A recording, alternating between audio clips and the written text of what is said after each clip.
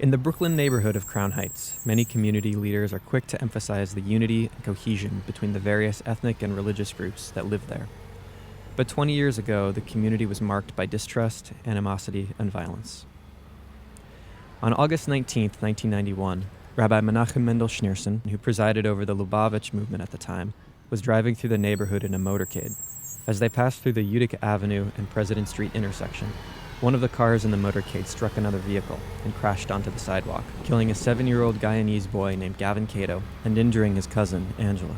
The incident sparked acts of vandalism and rioting directed towards Jews, and a few hours after the riots began, a Hasidic graduate student named Yankel Rosenbaum was stabbed to death.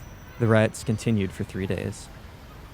While many in the Jewish community feel that the nature of these attacks were simply anti-Semitic, Sharon Ife Charles, the deputy director of the Crown Heights Community Mediation Center, believes that there was a different source for the violence. What tensions were around in the universe of Crown Heights was always the fact that there was a belief that Jewish people had preferential treatment, both by the government, both by the NYPD. There was this sense that they own every single thing, they have their own stores, they don't follow any of the laws of the land. That was some of the tension I think that was there. But to be fair, those frustrations I don't think was just about Jewish folks. It was a total overall frustration in the community that felt that no one was listening to them.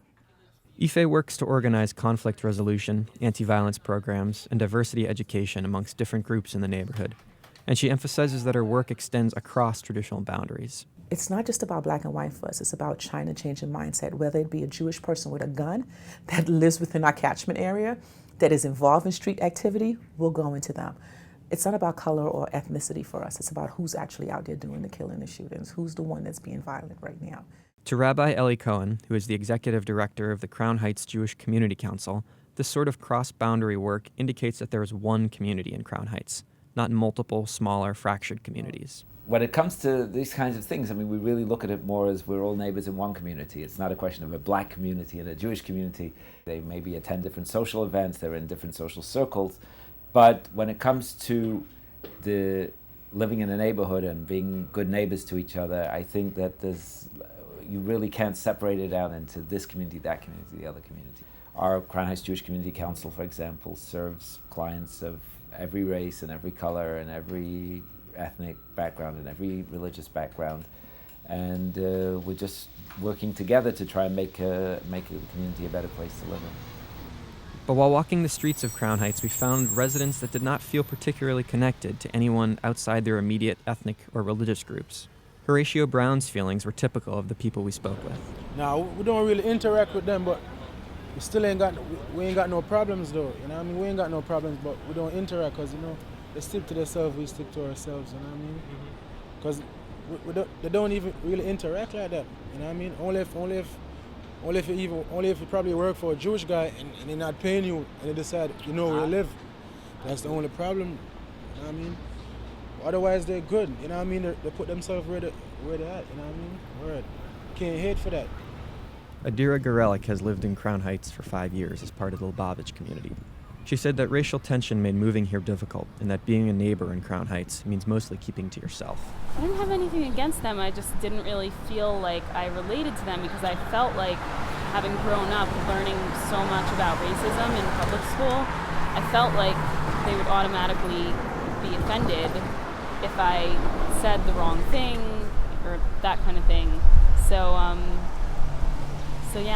I was a little bit scared to speak to people in this community who were black. I feel like I wish the community was more friendly. In general, unless you have a reason to, you don't usually know your neighbors.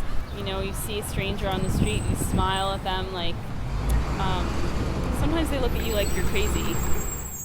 This feeling on the street is borne out by demographic data. In the area where the Jewish community is centered, blocks are heavily segregated. On these blocks, the population is around 60% white, while on blocks to the north, east, and west, the white population drops to 15% or less. One telling example of this disconnect is the perception of the Shomrim, the Jewish volunteer patrols, which have been publicly criticized for singling out people of color. While most of the individuals that we spoke with did not feel threatened by the Shomrim, they also did not feel protected by them. Mildred Jameson, who's lived in Crown Heights for 27 years, had some typical sentiments. Yeah, I know. I see them around. It's not there's one man in a little cart, man. If a riot occurred, they take that little thing and push it over, and he would get killed. I'm serious. You seen the little car? Yeah. And that little teeny thing, he's scooting around in here, man. I could probably push it over. But people who mean real business as far as danger is concerned, they don't be afraid of that little car. And he don't go to Utica. He don't go to Utica, man. They would kill him up there. Jewish police, I never really see them coming through here. Probably most of the Jewish community. They come I see them through here once in a while. I see them pass on Eastern Parkway. I see them passing through. I never really see them stopping though. I never really be in an area that they be, you know what I mean, focusing on. As the community marks the 20th anniversary of the riots, it's clear that much has changed. There's a sense that racial tensions have dissipated or shifted. But despite suggestions of openness or cooperation, the Jewish community of Crown Heights remains divided from the rest of the neighborhood.